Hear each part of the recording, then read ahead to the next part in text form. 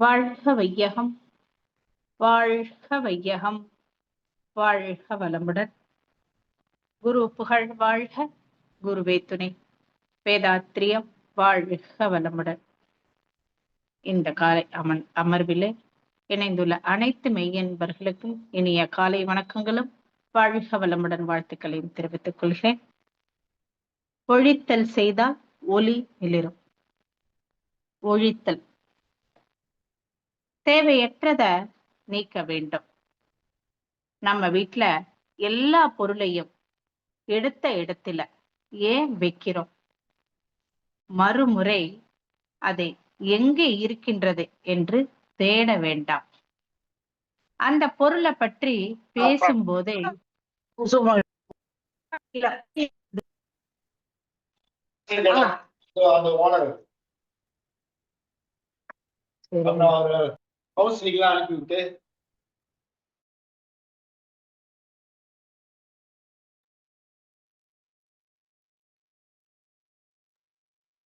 வாழ்க வளமுடன்.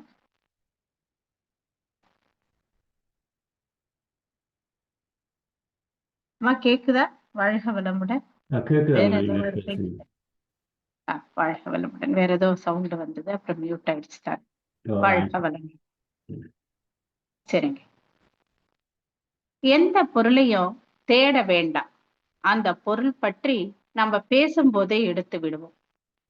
இது அன்றாட வாழ்க்கையில் பயன்படுத்தும் பொருளுக்கே என்றால் என்னிடம் என்னவெல்லாம் உள்ளது? பிரபஞ்சத்தில் உள்ள அனைத்தும் உள்ளது. அண்டத்தில் உள்ளது அனைத்தும் பிண்டத்தில் என்கிறார் ஒரு மகான். அண்டம் எப்படி உள்ளது? பற்றா இருப்பு, பேராற்றல், பேர் அறிவு என்று அகம் நோக்கி பார்க்க நமக்கு புலப்படும் விதத்திலும் நாலாவது மறைமுகமாக தெரிவதில்லை. காலமாக எப்பொழுது, எந்த நேரம், எந்த இடம், எதுவும் நமக்கு தெரியாது. நமக்குள் எந்த அலைவேகத்தில் உள்ளே பதிந்ததோ அதே அலைவேகத்தில் வெளியேறும். நான் செய்தது, கொண்டு வந்தது சஞ்சித கர்மாவா எனக்கு தெரியாது. ஆனால் ஒரு சின்ன விஷயத்தை கூட நான் தான் செஞ்சேன் என்று இருமாப்பு செய்து கொள்கிறோம். எங்களுடைய குடும்ப நண்பர் ஒருவர் நல்ல ஜோதிடம் பார்ப்பாரு, ஜாதகெல்லாம் பற்றி கூறுவார். அவர் என்ன சொல்வாருன்னா, சாதாரணமா எரி நட்சத்திரத்தை பார்க்க கூடாது அப்படிம்பாங்கல்ல, அத ஷூட்டிங் ஸ்டார. ஆனா அவர் என்ன சொல்வாரு, அந்த எரி நட்சத்திரம் விழுத இடத்துல ஒரு நல்ல தெய்வீக குழந்தை பிறக்கும் என்பார். ஜீசஸ் பிறந்த போது வானில் ஒரு ஒளி தோன்றியதாக கூறுவார்கள். அதே போல மகான்களில் சித்தர் சிவவாக்கியர், இந்த குழந்தை பிறக்கும் போதே சிவசிவா என்று கூறிக்கொண்டே பிறந்ததா. அதனால்தான் இவருக்கு இந்த பெயரை சிவவாக்கியர் என்று பெயரிட்டனர். இவர் தகுந்த குருவை எதிர்நோக்கி இருந்தார். காசியில் ஒரு சித்தர் உள்ளார். அவர் செருப்பு தைப்பதை தொழிலாக கொண்டுள்ளார் என பல சொல்ல கேட்ட இவருக்கு அந்த குருவை நாடினால் தனது தேடலுக்கு விடை கிடைக்கும் என்று தோன்றியது. அந்த குருவும் தகுந்த சீடனை எதிர்நோக்கி இருந்தார். குரு சீடனை, சிவவாக்கியரை, ஒரு பலகை மீது அமர சொன்னார். பிறகு தனது ஞானத்தை அளிக்க விரும்பிய குரு இவரிடம் ஒரு சோதனையை செய்ய விரும்பினார். எப்படி ஒரு சிற்பி அழகான ஒரு உருவத்தை படைக்கும் முன் அதன் தேவையற்ற பாகத்தை செதுக்கி எடுத்து விடுகிறாரோ, அதுபோல தங்கத்தை பயன்படுத்த வேண்டுமானால் அதை எப்படி உபயோகப்படுத்த முடியும்?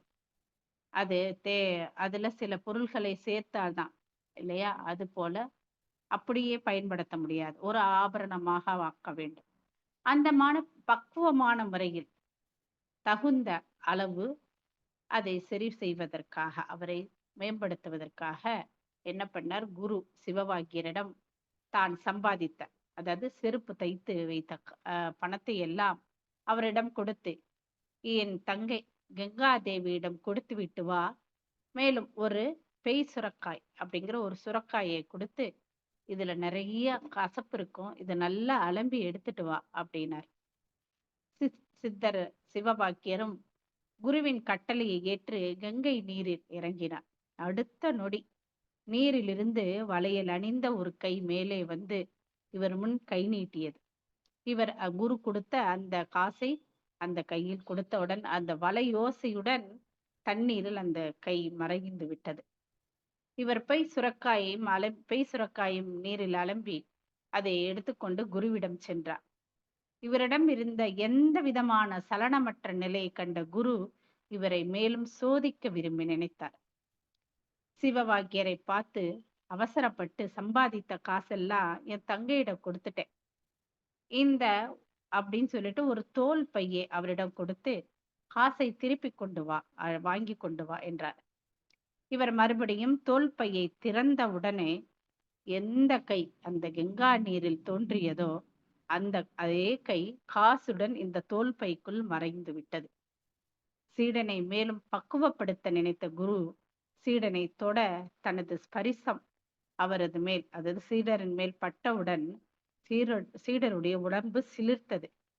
அதே போல இதை உணர்ந்த குரு இவர் கங்கை நீரில் இறங்கிய போது அந்த வளையல் ஓசை அந்த பெண்ணின் கை இவர் மேல் படும்போது இவருக்கு இதே மாதிரி ஒரு உணர்வு ஏற்படுவதை குரு உணர்ந்தார். இவர் சீடனுக்கு இல்லற வாழ்க்கையில் விருப்பம் உள்ளதை உணர்ந்து அவரிடம் பேய் சுரக்காயையும் சிறிது மணலையும் தந்து, இதை எந்த பெண் உனக்கு சமைத்து தருகிறாளோ அவளை மணந்து கொள் என்றார். சிவவாக்கியரும் பல ஊர்களுக்கு சென்று தனது விருப்பத்தை பெண்களிடம் தெரிவிக்க இவரை உன்மத்தர் என்று நினைத்து மறுத்தனர். ஆனால் ஒரு பெண் மட்டும் பெரியவருடைய வாக்கை சிரமாக எடுத்துக்கொண்டு அவர் கொடுத்த மணலையை எடுத்துக்கொண்டு உலையிலிட அது அரிசியாக நல்ல மணமான உணவாக வந்தது. அதே போல் அந்த பேய் சுரக்காயும் கசப்பு நீங்கி நல்ல உணவாக வந்தது. அவர் அந்த பெண்ணை மணந்து கொண்டார். அவர் எழுதிய பாடல்களில் ஒன்று, நிறைய பாடல் எழுதியிருக்காரு. அதில் ஒன்று ஓடி ஓடி உட்கலந்த ஜோதி. நம்ம காயக்கல்பத்துக்குள்ள கூட மூலமாம் குலத்தினில் அப்படி நிறைய கவி எழுதியிருக்காரு இந்த சித்தர். படைத்தவனுக்கு தெரியும் தானே, நமது கூறுதல் அறம் தெரிந்துதானே எதை எப்படி நடத்த வேண்டும், படைக்க வேண்டும் என்று படைக்கிறார். படைக்கின்ற இறைநிலைக்கு இது தெரியாமல் படைத்தால் அதனால் என்ன விளைவு வரும் என்பதை நமக்கு அப்பனுக்கு பாடம் சொன்ன சுப்பையன் கதையாக காந்த கடவுள் பிரம்மத்திற்கு உபதேசம் செய்ததாக விளக்கினார்கள். இப்பொழுது ஒரு 10 நாள்ல நடந்த ஒரு விஷயங்க. நம்ம இப்ப பெரும்பாலான மன்றங்களில சிறுவர்களுக்கான கோடை வகுப்பு நடைபெற்று கொண்டிருக்கின்றன. அதுபோல நாங்க இந்த ஏரியாவுல ஒரு கோடை வகுப்பு நடத்த ஒரு பேராசிரியர் ஆசைப்பட்டாங்க. அவங்க இல்லத்திலேயே அந்த வகுப்பை நடத்தணும் அப்படின்னு ஆசைப்பட்டாங்க. ஒரு 4 நாள் தான் போன மாதத்துல, அதாவது ஏப்ரல் 20ஆம் தேதி 21ஆம் தேதியிலேருந்து ஆரம்பிக்கணும். ஆனா 17ஆம் தேதி தான் அவங்க சொன்னாங்க, இந்த மாதிரி ஒரு வகுப்பு நடத்தலாம் மாணவர்களுக்கு அப்படின்னு. குறைந்த நேரத்துல ஃப்ளையர் ரெடி பண்ணதுனால ரொம்ப அன்பர்கள் சேரல. ஒரே ஒரு பெற்றோர் மட்டும் அவருடைய பையனை சேர்ப்பதாக விருப்பம் தெரிவித்தார்கள். பரவாயில்ல என்று 21ஆம் தேதி துவங்கினோம். அன்று 7 குழந்தைகள், 9 வயதிற்குள் 5 பேரும், 2 மாணவர்கள் 11 வயதில் இருக்கக்கூடியவர்களாகவும் சேர்ந்தனர். அரசு பள்ளியில படிக்கிறவங்க அதுல 4 மாணவர்கள், 2 பெரியவங்களும் அவங்களுடைய தம்பி 2 பேரும், என்ன 4 மாணவர்கள் அதிலேயே வந்துட்டாங்க. அதுல பாத்தீங்கன்னா முதல் நாள் குழந்தைகள் அல்லவா, அதனால அவங்களுடைய விருப்பத்தெல்லாம் கேட்டோம். நீங்க உங்களுக்கு என்னவெல்லாம் தோணும், நீங்க அதை செய்யுங்க அப்படின்னு நாங்க கேட்டோம். அதுல ஒரு சிறுவன், அந்த பெரியவர்கள்ல ஒரு சிறுவன் சொன்னார், நாங்க இன்னைக்கு தீரன் சின்னமலை பத்தி நான் பேசுறேன் அப்படின்னு. ரொம்ப அழகாக ஒரு 3 நிமிஷத்துல அந்த தேசத்துக்காக அவர் தீரன் சின்னமலை என்னவெல்லாம் செஞ்சாருங்கிறத ரொம்ப சிறப்பா சொன்னார். அதனால நான் என்ன சொன்னேன், மறுநாளைக்கு நீங்க மாரல் ஸ்டோரி எடுத்துட்டு வாங்க அப்படின்னு அவர்கிட்ட சொன்னோம். அவர் மாரல் ஸ்டோரிக்கு பதிலா முதல் நாள் மகரிஷியருடைய படத்தை பார்த்தார். மறுநாள் வரும் பொழுது அவர் எடுத்து வந்தது மகரிஷியை பத்திய கருத்துக்களை. மகரிஷி எங்க பிறந்தாரு, அவர் பெயர் என்ன, ஏன் அவருக்கு பாமர மக்களின் தத்துவ ஞானி அப்படின்னு வந்தது, அப்புறம் அவர் இறந்த மாதம், அந்த நாள் எல்லாத்தையும் எடுத்து குறைந்த நேரத்துல மகரிஷியை பத்தி எதுவுமே அவர் பேப்பரை பார்க்கவே இல்லை, ரொம்ப சிறப்பா அது பேசினார். அப்ப எங்களுக்கு தோணிது, நான் உண்மையிலே 4 நாளைக்கு முன்பு தான் போட்டதால, யாருமே வரலேன்னு நெனச்ச நாங்க, 7 முத்துக்களாக வந்தது. மறுநாள் 9 நவரத்தினங்களாக. அதுல எல்லாமே நவரத்தினம். இது ஸ்பெஷல் ரத்தினம் என்று நினைத்தோம். அப்பதான் தோணித்து. எப்படி இருப்பாரு குரு? நம்மளுடைய அறியாமையை நீக்குபவர் தானே. குரு என்ன சொல்லியிருக்காரு நமக்கு? ஒரு அன்பர் வந்தாலும் நீங்க பயிற்சிய விடாம சொல்லிக் குடுக்கணும். அப்படின்னு தானே. ஆனா நாங்க நெனச்சது ஒரு குழந்தை தானே அப்படின்னு. ஆனா இதுவரை அப்ப எங்களுடைய அறியாமை குரு அப்ப நீக்கி, இதுதான் அப்படின்னு புரிய வச்சார். அந்த இருளை நீக்கினார். அந்த மாணவர் மூலமாக என்று உணர்ந்தோம். பள்ளியில் படிக்கும்போது இது ஆசிரியர் கூறுவார். ஒரு கூட நெறைய பழம் இருந்தா கூட, அதுல ஒரு பழம் சரியில்லா கூட தூக்கி போட்டு விடாத அப்படின்னு. ஏன்னா, அது அப்பொழுது புரியலங்க அதுக்கான விளக்கம். ஆனால் மகரிஷி கவி, "வித்து, நிலம், உரம், தண்ணீர் காவற்கேற்ப விளைவு தரும். அதுபோல உனக்கு ஆசான் அத்துவித தத்துவ வித்தை அறிவிலிட்டால், அதற்கு ஒழுக்கம் என்ற உரம் அறிவி ஒன்றும். நித்தம் தவம் ஆராய்ச்சி என்ற தண்ணீர் நீ சலனமுற்று அருகுணங்கள் ஆகா. வித்தை எனும் காவல் இவை அனைத்தும் வேண்டும். விளைவாக நீ அடையும் கனிவே ஞானம்" அப்படிங்கிறார். தரமான விதை. நல்ல விதை தான் அதிக விளைச்சலை கொடுக்கும். இல்லையா? பண்படுத்திய நிலத்தில தான் பயிர்கள் நன்றாக வளரும். நிலத்துல மண்ணின் தரம் குறைந்தால் போதுமா? மண்ணின் தரம் குறைந்தால் அதுல என்ன பண்ணுவோம் நம்ம? சரியான அளவு உரம் போடுவோம்.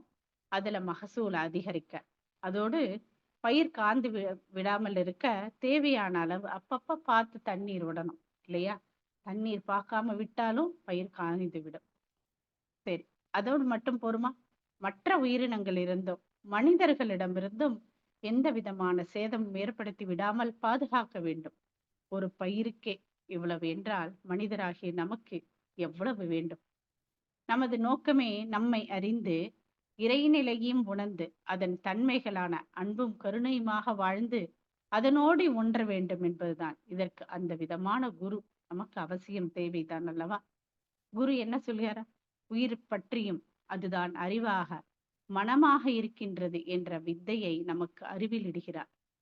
அந்த வித்தையை வளர்ப்பதற்கு ஒழுக்கம் அவசியமாகின்றது.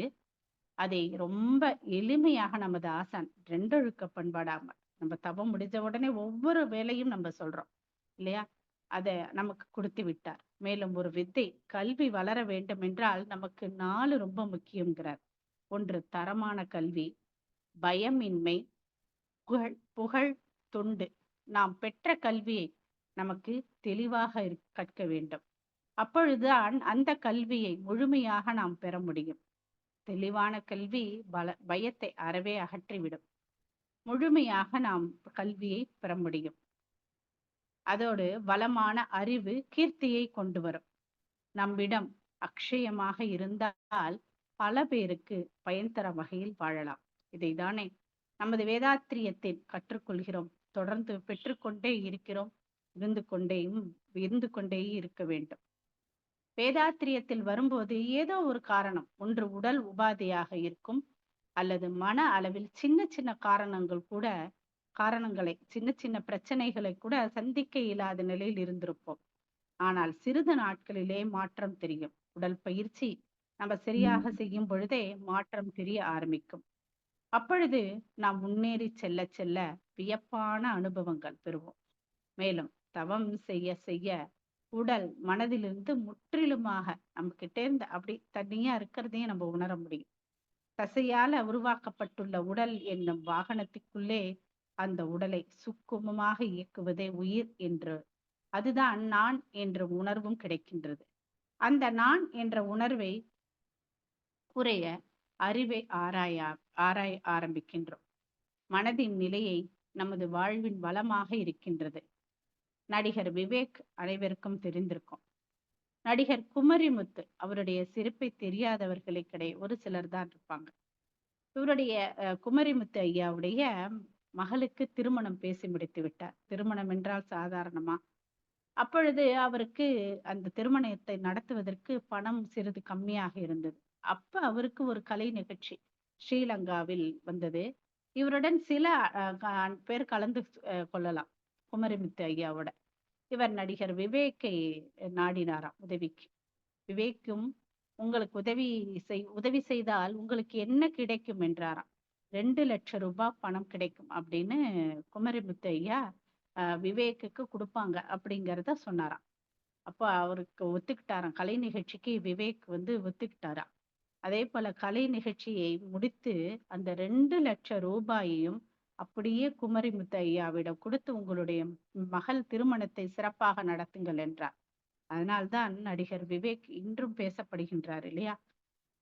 உபனிஷத்துல பாத்தீங்கன்னா, அனைத்துள்ளும் அறிவு வடிவாய் விளங்கும் பரம்பொருளை அறிபவன் வித்வான். தான் தான் தான் காரணம், தான் காரணம் அந்த செயலுக்கு நடைபெறுவதற்கு என்று எண்ணுபவன் மூடன் என்கிறது.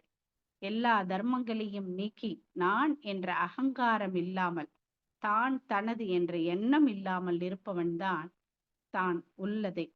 தன்னுள் உள்ளதை ஆராய்ந்து தானே அதுவாகி நிற்கின்ற நிலையை உணரும் போது அவன்தான் பிரம்மம் என்று கூறுகிறது. அதே போல எங்குமே நிறைந்த இறையாற்றல் காந்த நிலையில் அழுத்தமாக, ஒளியாக, மனமாக, சுவையாக மலர்கின்றது. பிரபஞ்சத்தில் உயிரற்றவை என்றாலும் அதுவும் பரிணாமமாக வளர்ச்சி நியதிப்படி ஆதி நிலையிலிருந்து தற்பொழுது வரை தொடர்ந்து அலையியக்க தன்மாற்றத்தின் குண அமைப்போடுதான் அமைந்துள்ளது. எந்த பொருளோடு தொடர்பு கொள்கிறதோ அதன் குணம், நிறம், உருவம், மாற்றம் பெருகி தொடர்பு கொள்ளும் பொருளுக்கும் அவருக்கும் இடையே அலையியக்கம் நடைபெறுவதால் ஜீவகாந்தம் தூண்டப்பட்டு அப்பொருளின் தன்மைக்கேற்ப எண்ணத்தை எண்ணுகிறார். அவ்வண்ணம் அழுத்தம் என்ற சொல்லாகவும் செயலாகவும் மலர்கின்றது. விவேக் அவர்கள் யாரை பின்தொடர்ந்தார்? மதிப்பிற்குரிய முன்னாள் ஜனாதிபதி அப்துல் கலாம் ஐயா அவர்களை. அவருடைய கனவு கோடி மரங்களை நடுவது. இவர் அந்த வேலையை தொடர்ந்தார். போட்ட விதை நீர் தெளித்தால் அது முளைத்து பயிராகி அதன் தன்மைக்கேற்ப பயன் தரும். அதுபோன்று நம் உள்ளத்தில் தோன்றும் எண்ணங்களும் நாளுக்கு நாள் உறுதியாகி வாழ்வில் பிரதிபலிக்கின்றது. அப்ப சிறிய தீமையான எண்ணம் தோன்றினால் அதை நாம் களைய வேண்டும் தானே? இல்லையோல் அது சினம், வஞ்சம், பொறாமை, வெறுப்புணர்ச்சி, பேராசை, ஒழுக்கம் மீறிய காமச்செயல் அல்லது கற்பு நெறி தவறுதல், தற்பெருமை, அவமதிப்பு, அவசியமற்ற பயம், அதிகார போதை என 10ஆக துளிர்விடும். அழகான நந்தவனத்தில் முள்காடாக மாறி நமது உள்ளம், உடல் என அனைத்திலும் ஜீவகாந்தம் விரயமாகிக் கொண்டே இருக்கும். புலன் மற்றும் அறிவு இயக்கத்தை சமநிலையிலேயே வைத்துக் கொள்ள முயற்சி செய்து கொண்டே இருக்க வேண்டும். அயரா விழிப்பு நிலையில். எப்படி பொத்தல் பாத்திரத்தில் நீர் சேமித்தால் போக்கின் அளவிற்கு ஏற்ப குறையக்கூடுமோ அதுபோல ஆகாமல் இருக்க அனுதினமும் நம்மை நாம் ஆராய்ந்து கொண்டே இருக்க வேண்டும். அப்ப செயலுக்கு முன் திட்டமிடல் அவசியம். அதுவும் 5 வகையில் என்கிறார். நாம் என்னென்ன அப்படின்னு பார்த்தா, கல்வி அறிவு, உடல் வலு, செல்வ வளம், அதிகாரம், சூழ்நிலை இவற்றை தன்னிடம் உள்ள வளங்களை ஆராய்ந்த பின்னரே செயலாற்ற வேண்டும். ஏனெனில் அறிவில் தெரிவு பெறாத முன்னம் வாழ்க்கையில் செய்த செயல்களால் நாம் பெற்றவை அனுபவங்களாக கருமையத்தில் பதிவுகளாக உள்ளன. அவை 6 விதத்தில் செயலுக்கான விளைவாக இடம், காலம், சூழ்நிலை, தொடர்பு கொள்ளும் பொருள், திறமை, நோக்கம் என இன்பம் என வெகுமதியாகவும் துன்பம் எனும் தன்மையாகவும் வந்து கொண்டே இருக்கின்றன. இன்பத்தையும் புகழையும் நாம் செய்ததால் என்று ஏற்றுக்கொள்வோம். நாம் துன்பத்தையும் இகழையும் இறைவன் எனக்கு அளித்த தண்டனையாக ஏற்றுக்கொள்ள மறுக்கின்றோம். அப்ப கூட கேட்போம் நான் யாருக்குமே, எனக்கு மட்டும் ஏன் வாழ்க்கையில இந்த மாதிரி பிரச்சனை வருது, அப்படி எனக்கு மட்டும் ஏன் துன்பம் வந்து கொண்டே இருக்கின்றது என்று வினாவுகின்றோம். ஆனால் என்னையே உள்நோக்கி அறிவால் ஆராய்ந்தால் என்னிடம் அமைந்துள்ள இந்த தேவையற்ற குணங்களை மாற்றிக்கொள்ளலாம் தானே. அகத்தாய்வின் மூலம் இதை தானே ஆத்ம விசாரணை என்பர். புலன் இயக்கத்தையும் அறிவு இயக்கத்தையும் சமநிலையில் வைத்துக் கொள்ள முயற்சி செய்து கொண்டே இருக்கின்றேன். இது காலத்தால் நீடித்தால் கலங்கங்கள் நீங்கி நிம்மதி கிடைக்கும். ஏனெனில் எந்த ஒன்றும் அப்படியே இருந்து விடுவதில்லை. இயற்கையின் நீதிப்படி கூறுதல் அறமாக வழங்கிக் கொண்டே இருக்கின்றன. எனவே எப்பொழுதும் மனதை சமநிலையில் வைத்து பழகிக் கொண்டே இருக்க வேண்டும். நான் யார் என்ற ஆத்ம விசாரத்தோடு தானே வாழ்கின்றோம். அக்டோபர் 8 வாழ்க்கை மலர்கள் மகான் எழுதியது, நமது குரு எழுதியிருப்பார். நான் உடல் என்று குறுகி நிற்பதா? குறுகி நின்றால் விரிவு இல்லை, விரிந்தால் குறுக்கமும் விரிவும் மட்டும்தான் உண்டு, உயர்வு இல்லை.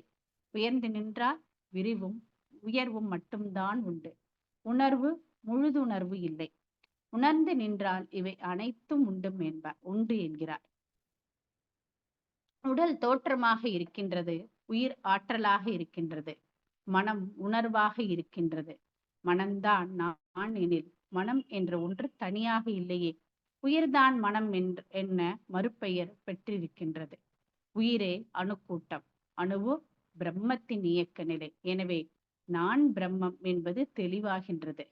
நான் யார் என்று வினாவ நல்லுயிர்ப்பு அறிவிற்கு நான் அகம்பாவமாய் குறுகிய நாட்டத்தில் நான் பேரறிவாகும் நற்றவ ஆழ்ந்தவனில் நான் முழுமை பெற நலிவிலா மெய்ப்பொருள் என்கிறார் கவியின் மகான். நான் என்ற ஆராய்ச்சி இறை உணர்வில் முடியும். இறைநிலை உணர்ந்த தெளிவில்தான் ஆசை ஒழுகுறும். எது எது எல்லாவற்றுக்கும் பெரியதோ, எதைவிட பெரியது வேறொன்றும் இல்லையோ, அதுவே நானாக இருக்கும் பொழுது அந்த நிலையை உணர்ந்த தெளிவில் எனக்கு அது வேண்டும் இது வேண்டும் என்று அவா எழவே இடமிராது. என்னை உடல் அளவில் குறுக்கி கொண்டிருந்த போது மற்றவற்றோடு ஒப்பிட்டு கொண்டே இருந்தேன். அப்ப கண்ணாடியில என்னை பார்க்கும்போது என்னுடைய முகம் எவ்வளவு அழகாக இருக்கின்றது, என்னுடைய ட்ரெஸ் எவ்வளவு அழகா இருக்கு, நான் எவ்வளவு மகிழ்ச்சியாக இருக்கின்றேன் என்று ஒப்பனை செய்ய தோன்றும். ஆனால் ஒப்பில்லாத அப்பனை என்னுள் கண்டுவிட்ட பிறகு யாரோடு என்னை பார்ப்பது, யார் மீது அதிகமான அவன் அன்பு வைப்பது, என்னுடைய என்றே இல்லையே, சர்வமும் பிரம்மமயம் என்றுதானே உள்ளது. இங்கே அகங்காரம் இல்லை, எனது என்று இல்லை. அப்ப அறிவு நிலையில் உயரும் போது மனம் எல்லை கட்டாது. எனது என்றால் தானே கவலை வரும். எல்லாம் ஒன்று எனும்போது அங்கு நீக்கம் ஒன்று, நீக்க ஒன்றுமே இல்லை, ஒழிக்க ஒன்றுமே இல்லை. இங்கே ரெண்டையும் நீக்குவதற்கு கல்வியும் பிரம்மஞான கல்வி அவசியமாகின்றது. இந்த ரெண்டையும் நீக்குவதற்கு, பயத்தையும் நீக்குவதற்கு, கவலையை நீக்குவதற்கு, மற்றும் எல்லாம் ஒன்று எல்லாமே வேற வேற அல்ல அப்படின்னு நினைப்பதற்கு இந்த பிரம்மஞான கல்வி அவசியமாகின்றது. இந்த கல்வியை தான் என்னிடம் உள்ள அறியாமை என்ற இருளை நீக்கி அறிவே எல்லாமாக உள்ள இது என்ற ஒளியை வெளிரச் செய்கின்றது. இதை மகான் மௌன நிலையில் ஆராய்ந்து கொடுத்துள்ளார்கள். நாமும் அதை உணர்ந்து பின்பற்றி வாழ்வோம் என்று கூறி நல்லதொரு வாய்ப்புக்கு நன்றி கூறிக்கொள்கிறேன். வாழ்க வளமுடன் அம்மா.